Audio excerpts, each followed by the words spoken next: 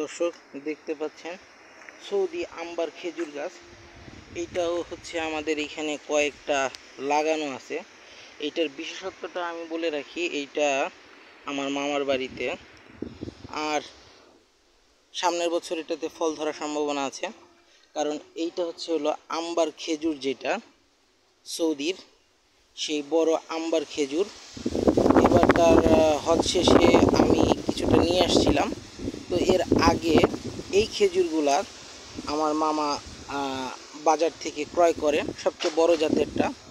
এবং সেই খেজুরের বীজ, মানে খেজুরের বিচি থেকে টিস্যু কালচারের মাধ্যমে, টিস্যু পেপারের মাধ্যমে এটার চারা উৎপাদন করার চেষ্টা করে এবং তিনি সফল হন। এবং সেই খেজুর গাছ হিসেবে এখানে রোপণ করা হয় ছোট থেকে। আস্তে আস্তে দেখতে পাচ্ছেন যে এই খেজুর গাছটা বড় হচ্ছে। এবং এই দেখেন এই পাশে খেজুরের কিছু কুশি বা ডাল জ্বালিয়েছে, ওইখানেও একটা আছে। তারপরে আমার এই সাইডে ওই যে একটা আছে দেখতে পাচ্ছেন, আর বাগানের ভিতরে আরও কয়েকটা আছে, আর ওই সামনের দিকে একটা আছে।